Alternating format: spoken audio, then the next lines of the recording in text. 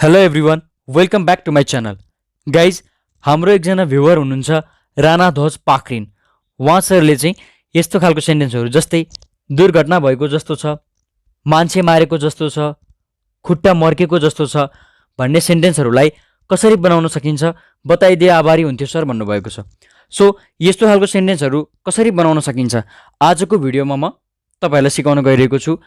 विशेष गरी उहाँ राणा ध्वज पाखरिन सरको रिक्वेस्टलाई मध्यनजर गर्दै। गाइज, हामीले हाम्रो डेली लाइफमा यस्तो खालको सेन्टेन्सहरू बोलिरहेका हुन्छौँ, जस्तै त्यहाँ दुर्घटना भएको जस्तो छ, उसले धेरै मान्छे मारेको जस्तो छ, तिमीले घुँडा मर्काएको जस्तो देखिन्छ, उसले पढाइ छोडेको जस्तो छ, उसले तिम्रो पर्स चोरेको जस्तो छ। सो यस्तो खालको सेन्टेन्सहरू हामी हाम्रो डेली लाइफमा बोलिरहेका हुन्छौँ। यी सबै सेन्टेन्सहरू चाहिँ हाम्रो राणा ध्वज सरले भन्नुभएको सेन्टेन्सहरू जस्तै छन्, जसको लास्टमा चाहिँ भएको जस्तो छ, मारेको जस्तो छ, अनि मर्काएको जस्तो छ जस्तो देखिन्छ, छोडेको जस्तो छ, चोरेको जस्तो छ भन्ने सेन्स आउँछ होइन।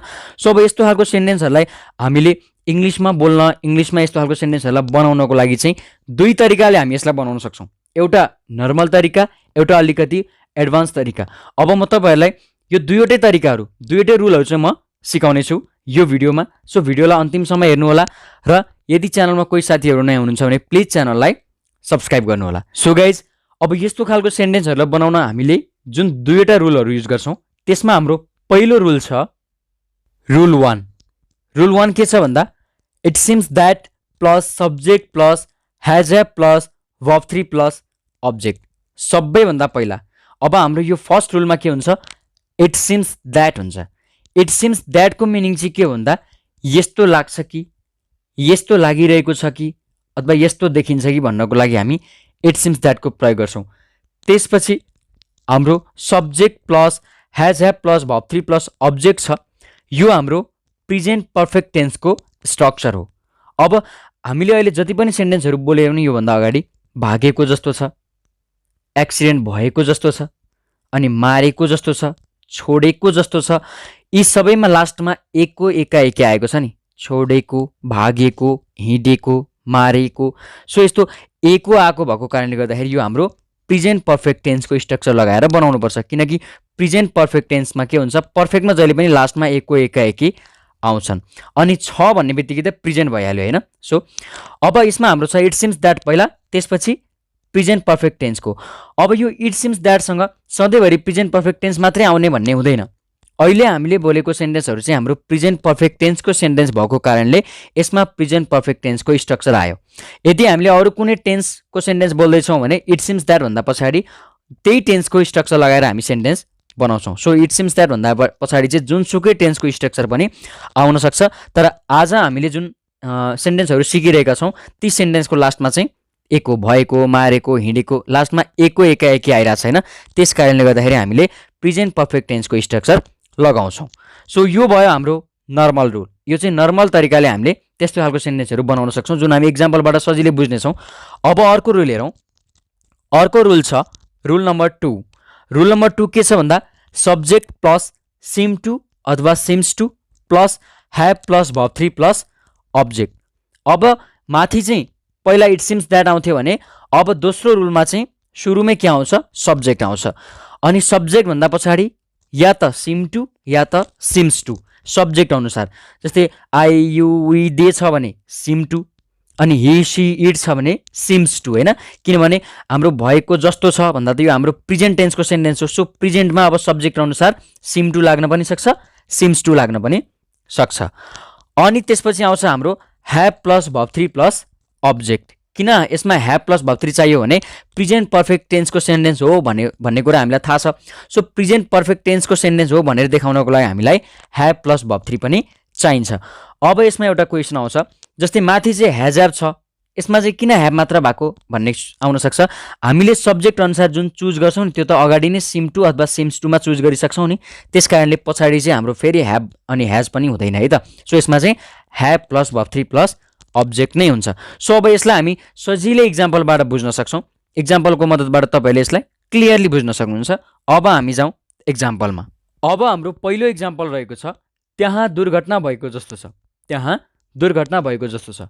मानौ तपाईँ चाहिँ आफ्नो साथीसँग हिँडिरहनु भएको छ रोडमा, अनि त्यो रोडमा चाहिँ अलिकति अगाडि तपाईँहरूले धेरै मान्छेहरूको भिड पनि देख्नुभयो, अनि त्यो रोडमा जाँदै गर्दा तपाईँले चाहिँ त्यो गाडीको सिसाहरू पनि देख्नुभयो कि त्यो फुटेर छरिएको सिसाहरू पनि देख्नुभयो मानौँ भने अब तपाईँहरूले यसो त्यो सिनारियो त्यो माहौललाई हेर्दाखेरि मान्छेको भिडहरू पनि छ गाडीको सिसाहरू पनि पुरै छरिएको देख्नु भएको छ अब तपाईँहरूले त्यहाँ के भन्नुहुन्छ भन्दा त्यहाँ दुर्घटना भएको जस्तो छ भनेर भन्नुहुन्छ होइन त आफ्नो साथीसँग के ओहो के हो त्यहाँ त दुर्घटना भएको जस्तो छ दुर्घटना भए जस्तो छ भन्छौँ अझ हामी नेपालीमा त भएको जस्तो भन्दैनौँ नि भए जस्तो छ भन्छौँ सो सेन्सलाई बुझ्नु होला है आफूले माइन्डमा एउटा भिडियो क्रिएट गर्नु होला कि तपाईँ आफ्नो साथीसँग हिँडिरहनु भएको अनि त्यो सम्झनु कि त्यसलाई भिडियो क्रिएट गऱ्यो भने अलिकति बुझ्न सजिलो हुन्छ अब त्यहाँ दुर्घटना भएको जस्तो छ भनेर तपाईँले भन्नुभयो मतलब तपाईँले ठ्याक्कै एक्सिडेन्ट भएको देख्नु त भएको छैन तर त्यहाँको त्यो माहौल मान्छेहरूको भिड त्यो गाडीको सिसाहरू देख्दा चाहिँ तपाईँलाई के लाग्यो कि तपाईँलाई चाहिँ दुर्घटना भएको जस्तो लाग्यो कि हो अनि तपाईँले त्यसलाई एक्सप्रेस गर्नुभयो होइन अब यसरी भन्नुभयो तपाईँले अब यही कुरालाई अर्को तरिकाले कसरी भन्नुहुन्छ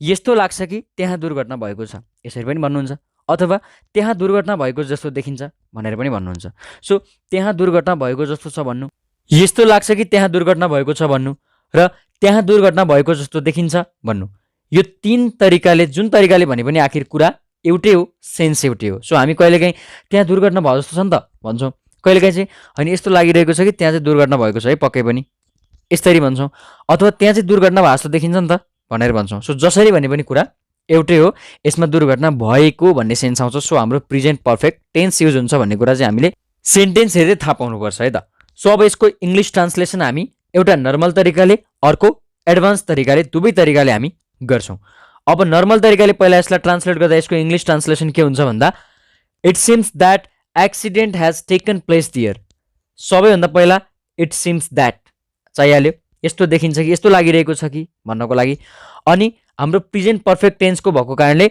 accident has taken place there accident त्यसपछि हेज सब्जेक्ट हाम्रो एक्सिडेन्ट हुन्छ अनि हेज भइहाल्यो अनि टेकन प्लेस भबको थर्ड फर्म होइन has taken place there so त्यहाँ चाहिँ एक्सिडेन्ट भएको जस्तो देखिन्छ भन्नको लागि it seems that accident has taken place there यो हाम्रो नर्मल स्ट्रक्चर लगाएर बनाएको सेन्टेन्स भयो अब यही कुरालाई हामीले एडभान्स स्ट्रक्चर लगाएर भन्दाखेरि त पहिला हाम्रो सुरुमै सब्जेक्ट आउँछ र हाम्रो सब्जेक्ट भनेको के हो दुर्घटना एक्सिडेन्ट अब यसलाई हामीले बनाउँदा के हुन्छ accident seems to have taken place there accident seems to have taken place there अब एक्सिडेन्ट हाम्रो सब्जेक्ट भयो अनि सब्जेक्ट भन्दा पछाडि हाम्रो यो प्रेजेन्ट भएको कारणले गर्दाखेरि सिम्स भयो सिम हुँदैन सिम्स हुन्छ एक्सिडेन्टमा एक्सिडेन्ट सिम्स टु भयो अनि ह्याभ टेकन प्लेस किनभने हाम्रो प्रेजेन्ट पर्फेक्ट टेन्सको सेन्टेन्स हो त्यस कारणले have taken place there accident seems to have taken place there so मैले यो एउटालाई एकदम धेरै एक्सप्लेन गरेँ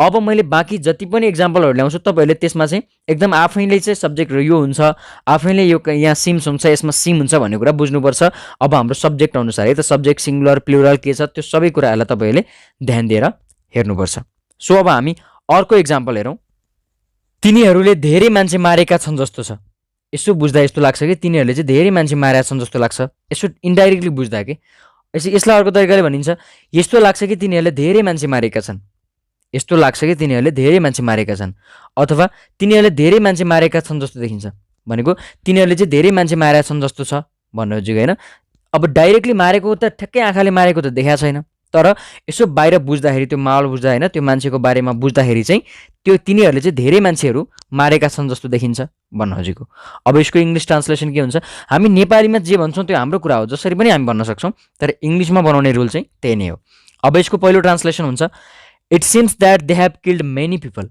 इट सिम्स द्याट यस्तो लाग्छ कि तिनीहरूले धेरै मान्छे मारेका छन् they have killed many people यसमा पनि मारेका यो पनि हाम्रो प्रेजेन्ट पर्फेक्ट टेन्स हो त्यस कारणले they have killed many people यो हाम्रो सिम्पल स्ट्रक्चर है त अब यसलाई एडभान्स तरिकाले यही कुरालाई भन्दा कसरी भन्छौँ हामी they seem to have killed many people they पहिला सब्जेक्ट त्यसपछि सिम टु देमा त सिम लाग्छ सिम्स लाग्दैन सो दे सिम टु अनि have killed many people present perfect tense भएको कारणले हेभ टु पछि have killed many people so अब हाम्रो यो प्रेजेन्ट पर्फेक्ट टेन्स हो त्यस कारणले they seem to have killed many people अब यदि हाम्रो यही कुरा पास्टमा भएको भए के हुन्थ्यो दे सिम्ड हुन्थ्यो सिमको ठाउँमा सिम्ड हुन्थ्यो होइन अरू सबै एउटै हुन्थ्यो अनि माथि पनि इट सिम्सको ठाउँमा it seemed that they had killed many people हुन्थ्यो सो अब हामी प्रेजेन्टमा बनाइरहेको छौँ अहिले हामीले यो स्ट्रक्चर हाम्रो आजको भिडियो प्रेजेन्टमा बनाइरहेको भएको कारणले गर्दाखेरि हामीले यो सिम लगाउँछौँ अब पास्टमा बनायो भने त्यही अनुसार करेस्पोन्डिङ हामी लगाउन सक्छौँ वास्तवमा भन्नुपर्दा यो सिमको प्रयोग चाहिँ हामीले डिटेलमै एउटा छुट्टै भिडियो लेक्चरमा सिक्नुपर्ने हुन्छ र म छिट्टै नै यो सिमको बारेमा चाहिँ पुरै डिटेलमा सिमको पुरै युज चाहिँ हरेक स्ट्रक्चरसँग कसरी गर्न सकिन्छ त्यो पुरै डिटेलमा म लिएर आउनेछु। आज चाहिँ मैले प्रेजेन्ट पर्फेक्ट टेन्समा मात्र सिकाएको छु, त्यति बेलामा हरेक टेन्समा र हरेक स्ट्रक्चरमा चाहिँ सिमलाई हामी कसरी युज गर्न सक्छौँ होइन, यसको बारेमा डिटेलमा म भिडियो लेक्चर लिएर आउनेछु। त्यति बेला अझै धेरै नै छलङ्ग हुन्छ। आज चाहिँ मैले मेनली प्रेजेन्ट पर्फेक्ट टेन्समा मात्र कसरी युज गरिन्छ भन्ने कुरा सिकाउँदैछु है त। तिमीले घुँडा मर्काएको जस्तो लाग्छ। तपाईँले कोही मान्छे एकदम खचक खचक गर्दै खुट्टा लडखडाएर हिँडेको देख्नुभयो भने तपाईँ के भन्नुहुन्छ? तिमीले घुँडा मर्काएको के हो भन्नुहुन्छ नि, मतलब तिमीले घुँडा मर्काएको जस्तो लाग्छ, तिम्रो हिँडाइ हेर्दाखेरि चाहिँ तिम्रो चाहिँ घुँडा मर्केको जस्तो लाग्छ भनेको। अब अर्को तरिकाले सोद्धा यस्तो लाग्छ कि तिमीले घुँडा मर्काएका छौ, अर्को तिमीले घुँडा मर्काएको जस्तो देखिन्छ होइन। अब तिमीले घुँडा मर्काएको भनेको कतै लडेर तिम्रो घुँडा मर्केको जस्तो देखिन्छ।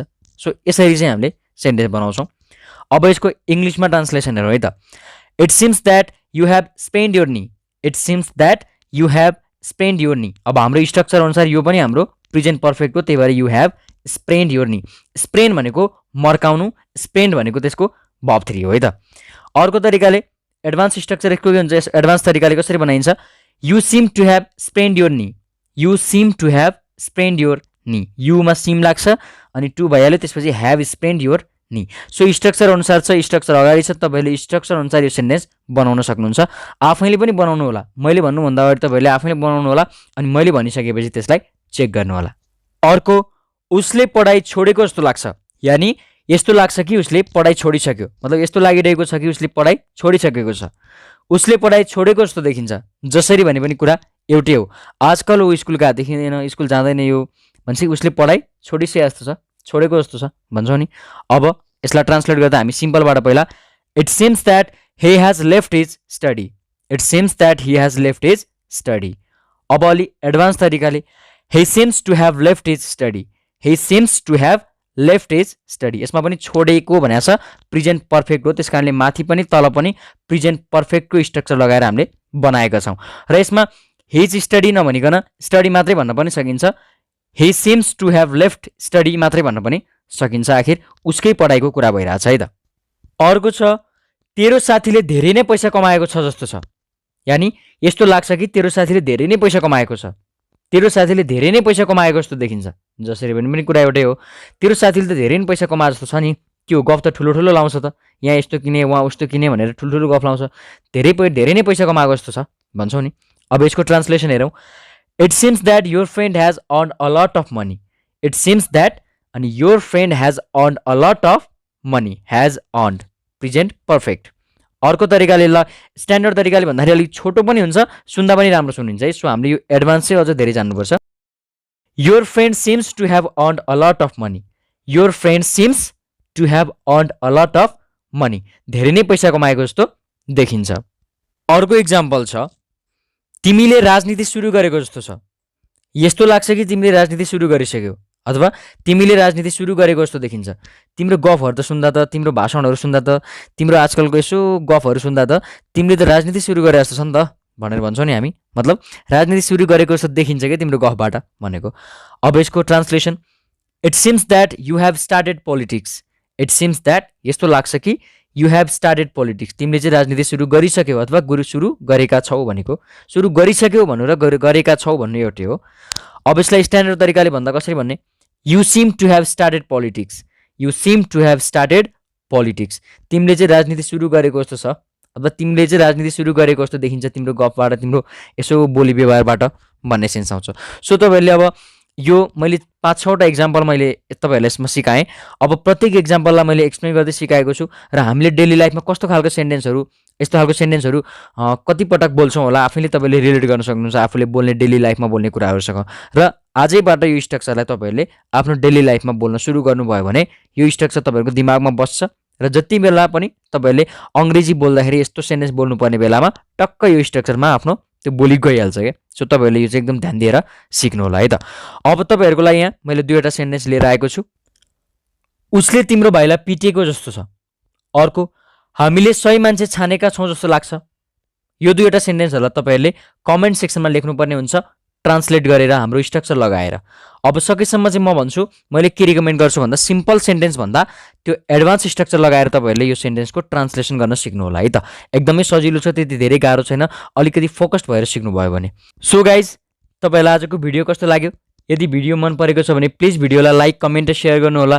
अनि मेरो युट्युब च्यानल इङ्ग्लिस साधनालाई सब्सक्राइब गरी साइडमा रहेको बेल आइकनलाई दबाएर अल नोटिफिकेसनमा क्लिक गर्नुहोला, ताकि मैले अपलोड गर्ने कुनै पनि भिडियो लेसन तपाईँहरूको नछुटोस्। र हाम्रो राणा ध्वज पाखरिन सर, तपाईँले चाहिँ मैले सिकाएको यो भिडियो लेक्चर बुझ्नुभएको भएन, अलिकति एउटा आफ्नो फिडब्याक दिनको लागि कमेन्ट सेक्सनमा एउटा कमेन्ट छोडिदिनु होला, यदि राम्रोसँग बुझ्नुभएको छैन भने पनि र बुझ्नुभएको छ भने पनि। सो अब नेक्स्ट भिडियो लेक्चरमा म यस्तै महत्त्वपूर्ण टपिक लिएर फेरि आउनेछु। त्यति बेलासम्मको लागि बाई बाई।